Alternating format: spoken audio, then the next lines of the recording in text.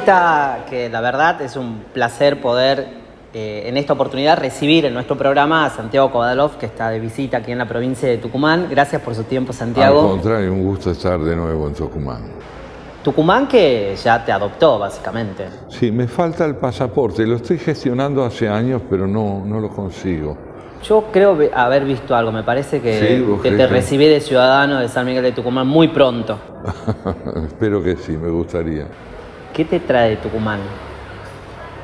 Bueno, ante todo la historia, pero no la historia convencionalmente entendida, es decir, la historia de lo que Tucumán significa en el orden cultural, eso va de suyo, sino fundamentalmente la historia personal a la que está asociada mi formación en filosofía. Mi maestro en la universidad fue Víctor Massú. Y Víctor Massú fue un hombre...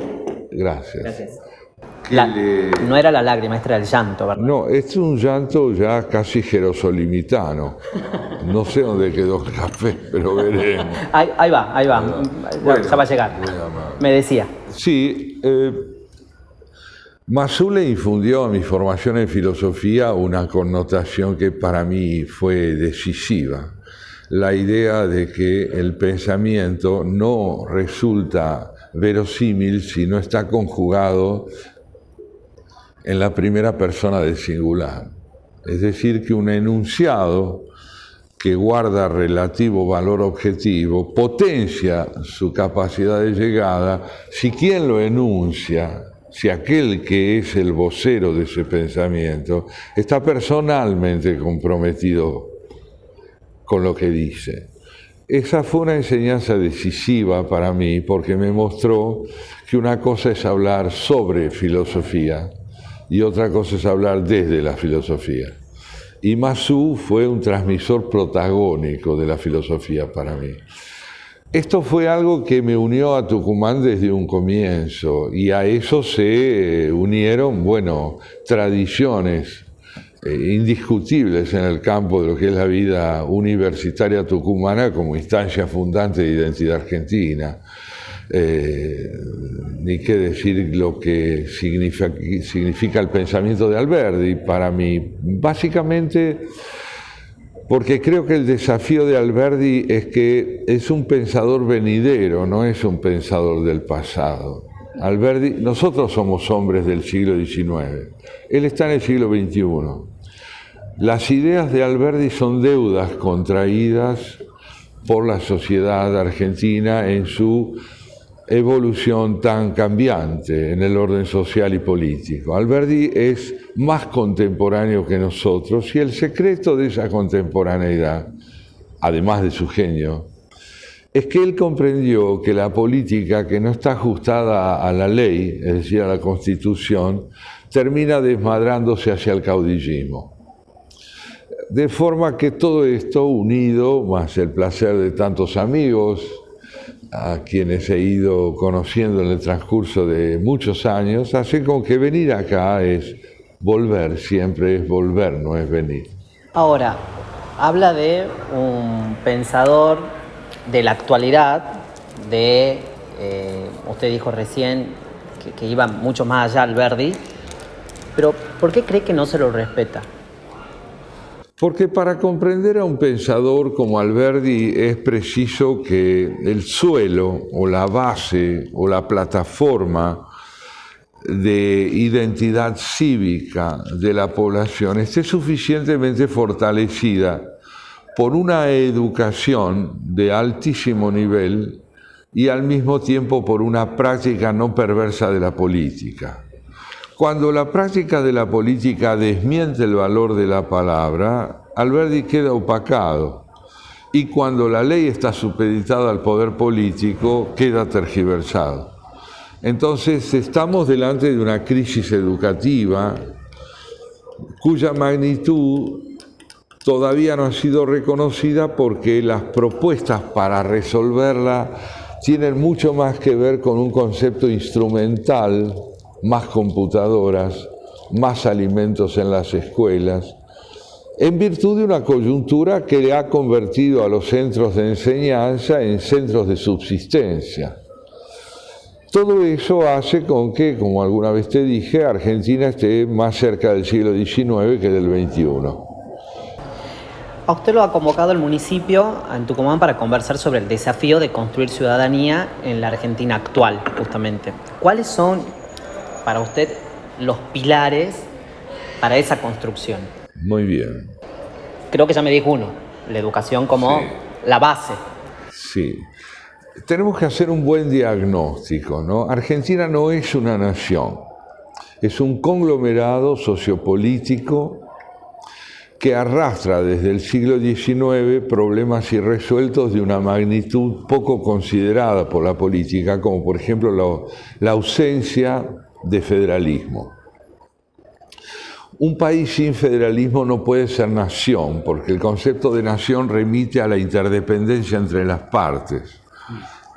Tenemos territorialidad argentina y eso a medias también por los dilemas que tenemos en el sur, por lo que significa la ocupación de territorios ilegalmente abordados.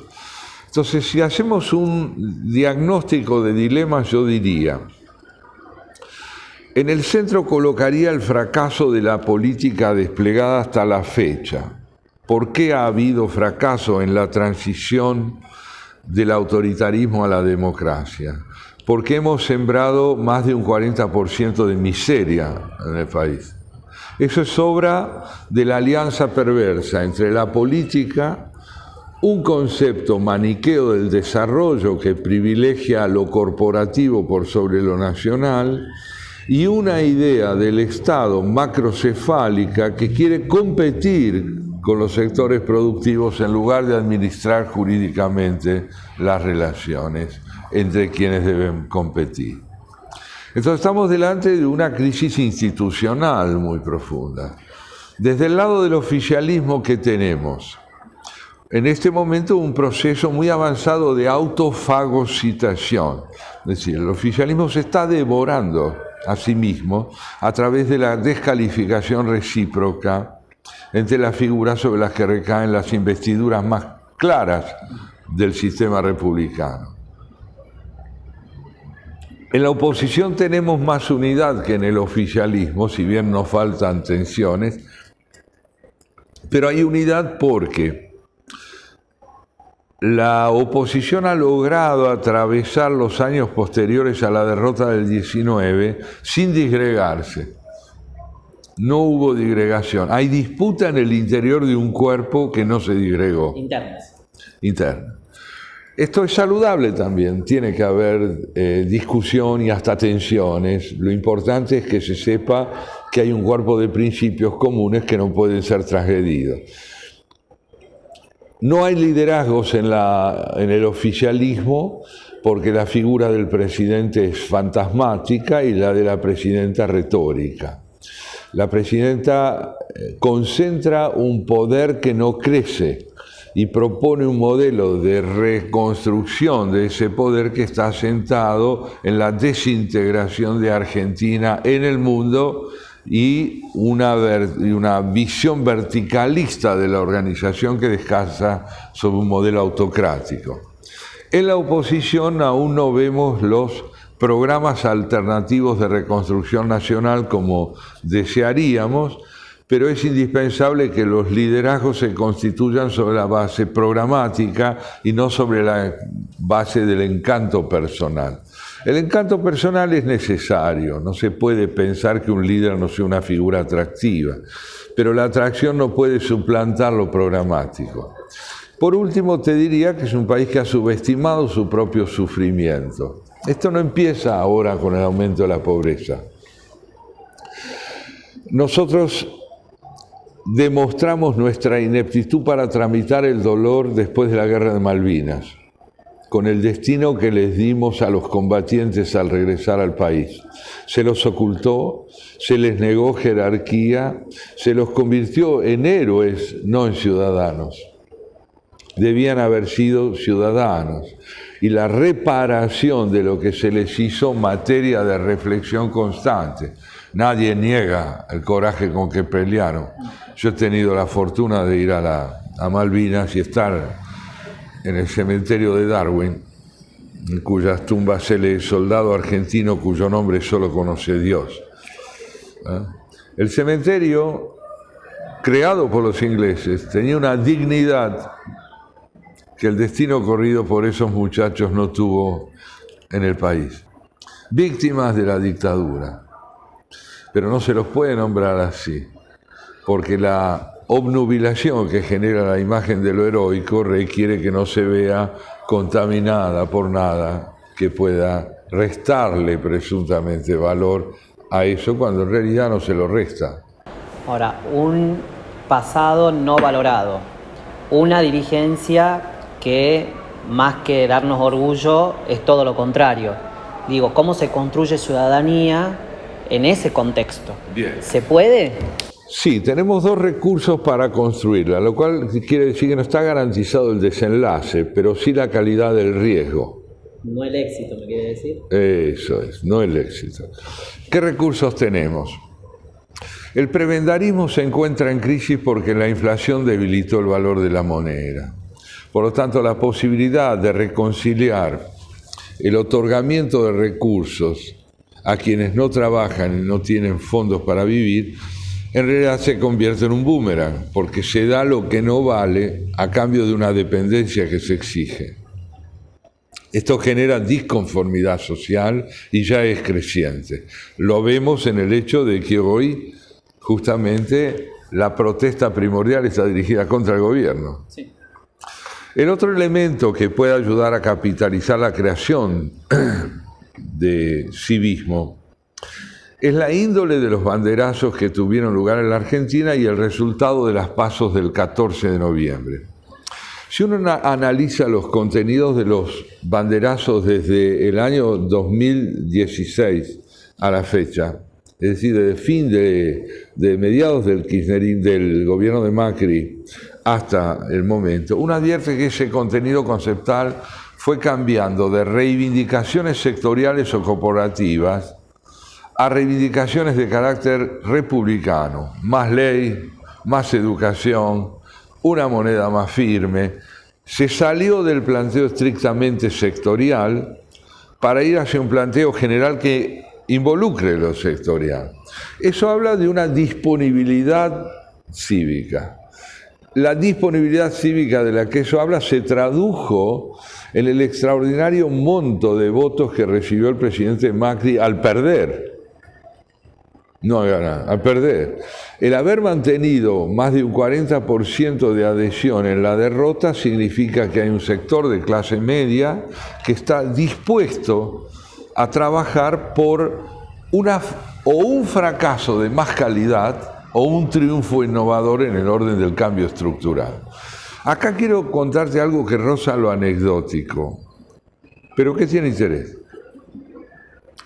Una pregunta muy frecuente de la gente cuando uno anda por la calle es: ¿usted cree que las cosas van a cambiar?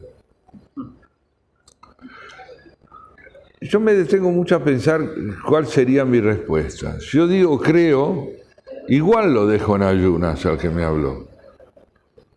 ¿Por qué? Porque él deposita en mí la responsabilidad de la certeza. Entonces prefiero preguntarle y dígame, ¿qué está haciendo usted para que las cosas cambien? ¿Y yo qué puedo hacer? Yo soy un trabajador, ¿a dónde voy a ir? ¿A ayudar cómo? Usted tiene palabras porque pertenece a una especie que habla. Converse acerca de lo necesario y asocie lo necesario al riesgo de jugarse por él. Vaya a un club de ajedrez y hable con los amigos acerca de lo indispensable. Genere también usted interlocución ciudadana. No vaya a militar un partido si no quiere. No crea en un líder si no lo tiene. Pero converse con sus conciudadanos y resista el canto de las sirenas. ¿Cuál es el canto de las sirenas? Tiene dos cabezas, es bicéfalo el canto de las sirenas. El pesimismo y el optimismo.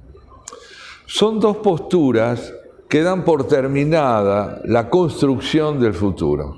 El optimista cree que todo manda fenómeno. va a andar bien, todo se va a arreglar. Y el pesimista está tan seguro como pero al revés, va a estar todo mal siempre, no va a haber manera de salir. Son dos posturas paralizantes, anémicas de civismo y profundamente reaccionarias, que tienen que ser reemplazadas por la esperanza. La esperanza es la posibilidad de decir, en un panorama de altas complejidades veo algunos recursos con los que podemos intentar la construcción. Detrás de todo esto, y por último, lo que se esconde es un profundo desconocimiento de la historia argentina, que es una historia de construcciones arduas y difíciles. Vos mismo estabas conmigo hace unos años cuando yo recordé que San Martín, cuando recibe la carta de Pueyrredón, en la que Pueyrredón le dice que no va a poder cruzar los Andes, que es una locura, que está loco de remate, y que no le puede seguir enviando pertrechos ni animales, y dice esa frase fuerte, le dice: General San Martín, no me pida más, carajo, porque lo que usted quiere hacer es imposible, porque lo que usted quiere hacer es imposible. Y la respuesta de San Martín fue: tiene usted razón, General Pueyrredón, lo que yo quiero hacer es imposible, pero es imprescindible.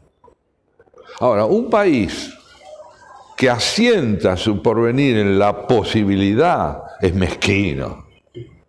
Un país que asienta su desarrollo posible en la necesidad es cívico.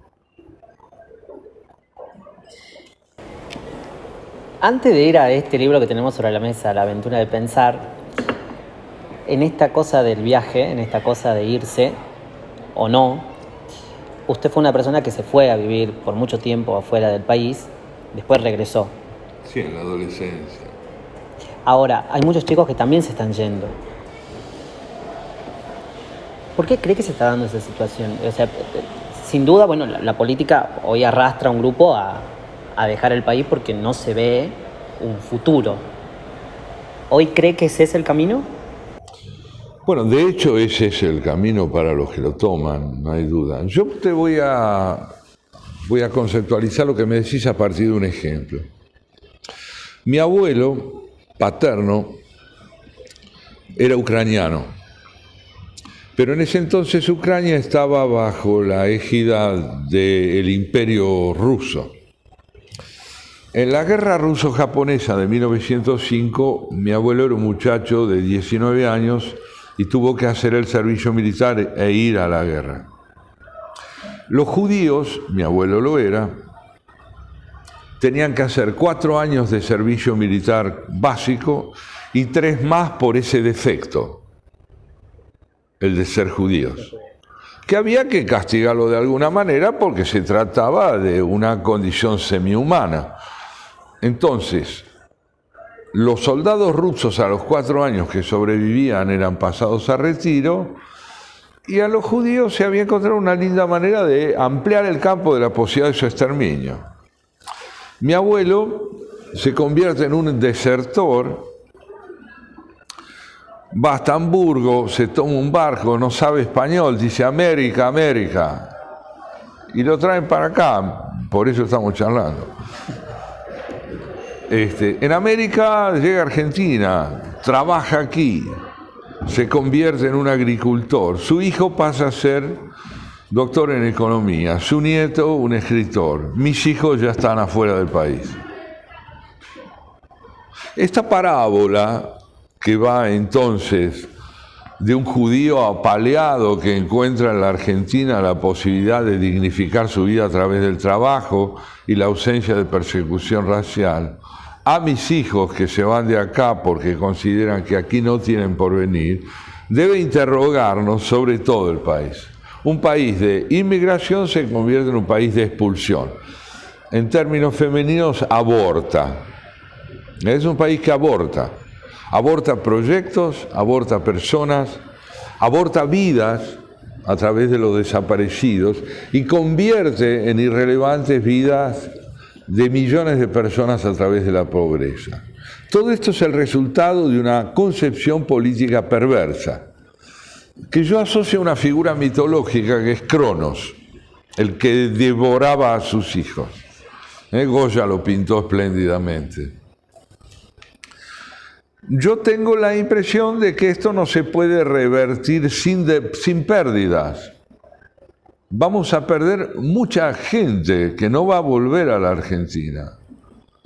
No sé dónde está, por otra parte, porque hoy Europa no quiere decir lo que se supone que quiere decir, aunque ya sea un poco más desarrollado que no es. En el que la mejor manera de persuadir a los jóvenes de que vuelvan es mostrar por qué se queda uno. Y es incómodo eso, porque uno se queda porque quiere pelear. No se queda porque esté seguro de la victoria. Se queda porque cree que hay que construir república. ¿Y vale la pena? Si no lo hago, estaré fallecido. Si lo hago, me moriré algún día. Pásemelo. Páseme la Biblia de Santiago, como dije. Lo voy a vender como si fuese el llame ya. Llame ya, no, por favor. La aventura de pensar, es lo último que te voy a preguntar. Digo la Biblia porque acá están casi todos tus ensayos. Salvo las notas políticas que publiqué en el diario La Nación, allí están reunidos mis ensayos de filosofía y de literatura. ¿Por qué hay que obtenerlo? ¿Por qué hay que tenerlo? Yo sé. Yo tengo mi concepto de por qué lo quiero y por qué lo tengo. Bueno, empecemos por el título, ¿no? Pensar es una actividad infrecuente. Normalmente la gente dispone de ideas, no las crea. La educación que tenemos es una educación que nos impulsa a circular por las vías del pensamiento constituido, del prejuicio, del dogma, del saber consensuado. Pensar se convierte en una aventura en el momento en que las respuestas empiezan a resquebrajarse y se imponen las preguntas. Donde fracasa la costumbre, el prejuicio, el hábito, de pronto la mirada se despierta y ve lo que no había visto, aunque el paisaje no haya cambiado. Este libro es una invitación a redescubrir lo que parece evidente y sustraerlo a esa evidencia mediante un vínculo donde el rasgo distintivo es el asombro. Despertará interés en quien ya tenga interés. No podrá promover interés en quien considere que estas son cuestiones secundarias en un mundo urgido por problemas reales. ¿Qué se llama real? Es algo que podemos discutir, ¿no? Va a llevarnos más tiempo. Va a llevar más tiempo. Pero sin duda la realidad no excluye lo complejo ni lo que parece abstracto. Somos la única especie que tiene el don del asombro, poco ejercido, pero tiene el don del asombro. Somos la única especie que está abierta a la contemplación, que es una actividad sin rédito. ¿Qué es mirar un atardecer? ¿Para qué se mira un atardecer? Queremos ir a ver el mar. Ver se puede abarcar en una mirada del océano. Habitamos el infinito, porque esto ¿dónde queda? Queda en ningún lado. No tenemos mucho tiempo para ocuparnos de esto y sobre todo mucho miedo de ocuparnos de esto. Porque la cultura nace en el instante en que lo ponderable, la vida cotidiana, las leyes, las normas, la política, se unen con lo imponderable. Ser habitantes del infinito, ser tiempo, estar llamado a morir, haber nacido, enamorarse, contemplar. Si no realizamos una tarea de congruencia, esto ni lo muestra. Me voy asombrado. Gracias, Santiago. A vos. Muchas gracias a vos.